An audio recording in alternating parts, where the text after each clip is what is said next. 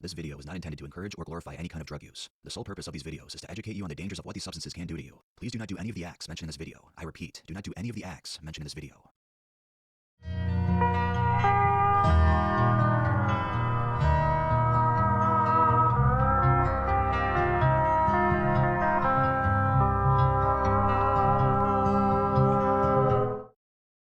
Welcome to the world of Tales from the Trip.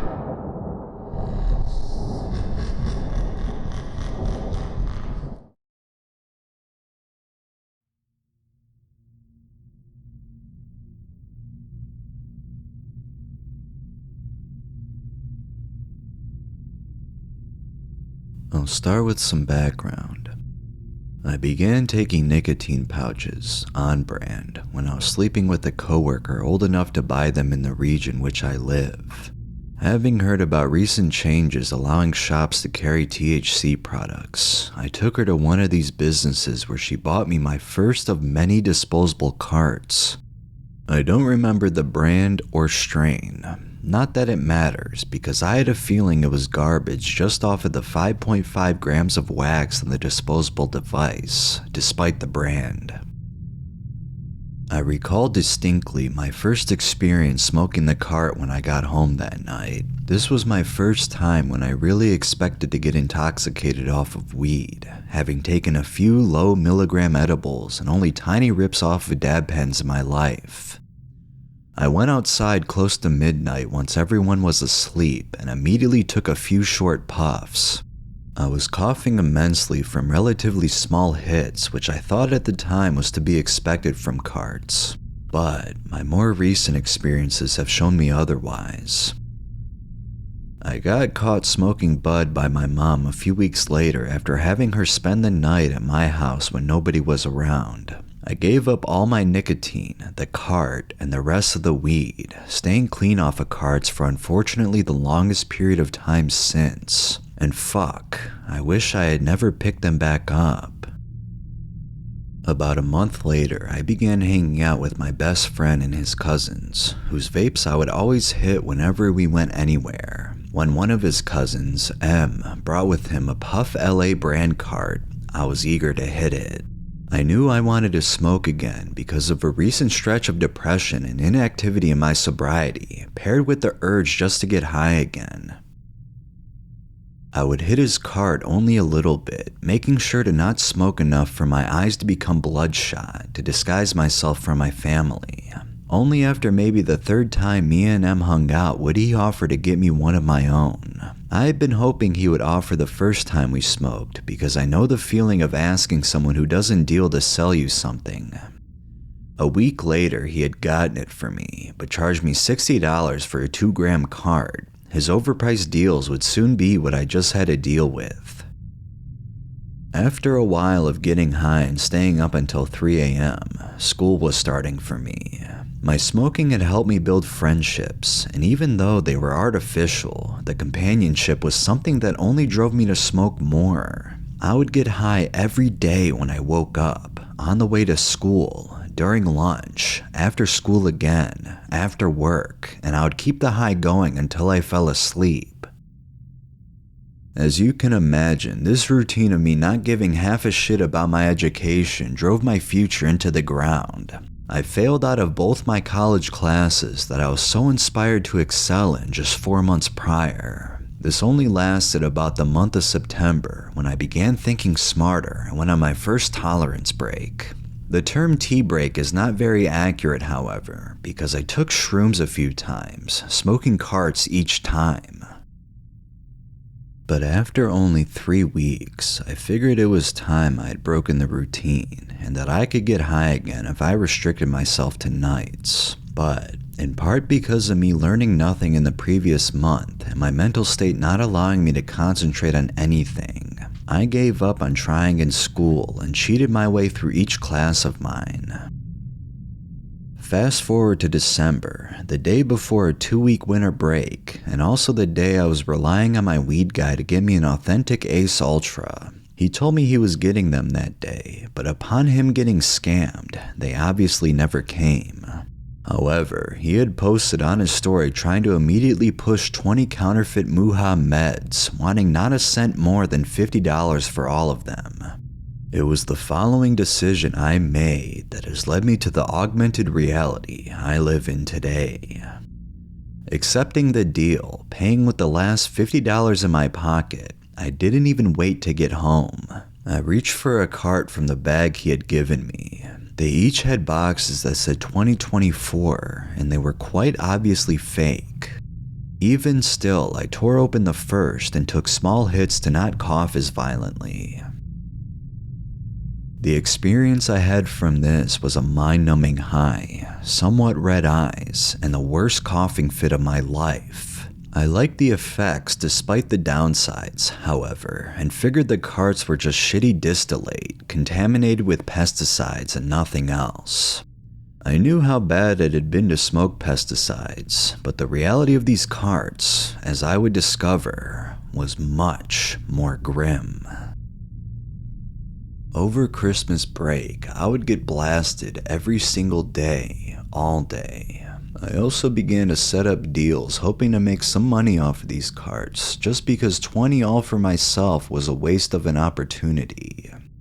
I kept it real with my customers about how the pesticides that were surely in the carts, but the few who weren't turned off from this bought me out within about a month. Throughout this whole time, I was also occasionally smoking bud when I was alone and had time for the smell to dissipate.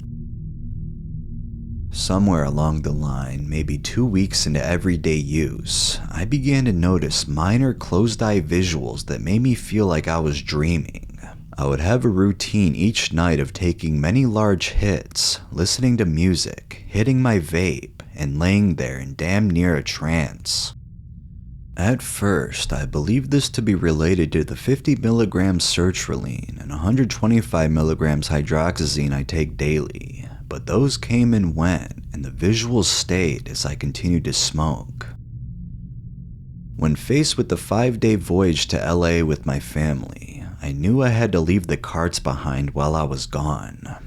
I was fearful for what withdrawal would even be like, and I was convinced I had already permanently altered my brain chemistry. However, in my break, I only experienced minor symptoms like a loss of appetite and the nightmares that come with stopping smoking weed before bed. Keep in mind, I was still convinced the carts were only THC and no other psychoactive chemicals. I would experience negative thoughts at random intervals, sober, high, whatever. My thought patterns also seemed to be greatly changed by my use. As a reasonable and usually collected person, I would have common episodes of rage and self-harm, where I would seriously bang my head into hard surfaces because of my stress. Additionally, I jumped to conclusions immediately, and it was like my entire personality had been radicalized in the worst possible way. Little did I know, this wasn't even the worst of it. Not long after the psychological symptoms surfaced, I started to have daylight auditory, visual, and even olfactory smell hallucinations, where I would hear at first when I ran a bath and walked in another room. From far away, the running water sounded like a bar crowd on New Year's Eve in a heated argument, and as I walked closer, the sounds would warp back until I only heard running water. What I was most disturbed by was the detail in these hallucinations, because not only did I hear something that was not there, but it sounded exactly like what I described. This was unlike any substance experience from what I used previously, but distinctly different, largely because of the malicious undertones of the experience. For reference, the other considerably hallucinogenic drugs I abused are basic psychedelics, prescription stimulants, antihistamines in low doses, and DXM in various types. This was the thought loops and insanity of a bad acid trip, except it wouldn't go away when the trip was over. Towards the end of January, I was at my worst. Every day, I would have the frightening delusions of black figures running past the corners of my eyes. This was not new to me, but the general emotion I felt regarding them was fear. not fear of what I saw, but fear of what I was doing to my brain. My experience peaked on a day in which I had smoked 4 joints of cannabis paired with some alcohol and many card hits. I began to feel cooped up in the garage I was smoking in, so I decided to go for a walk, just like I had went on many times when I first started to smoke. This time was different though.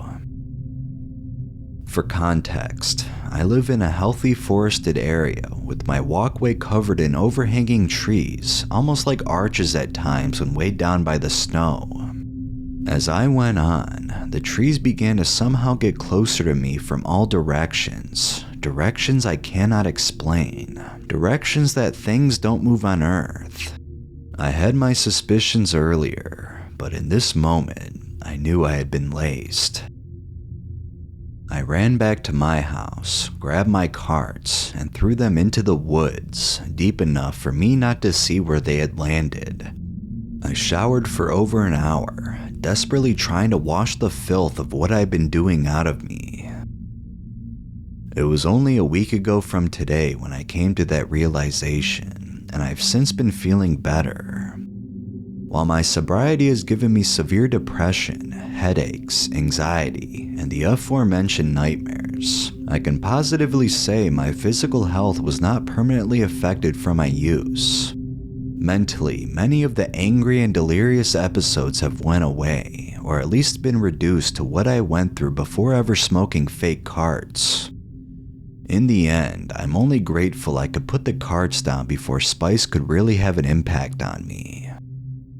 Please heed my warning, and do not ever buy carts from anywhere other than a regulated dispensary. Do not let someone around you who you love use these products either. Please spare yourself and all others from the hell of fake THC cartridges.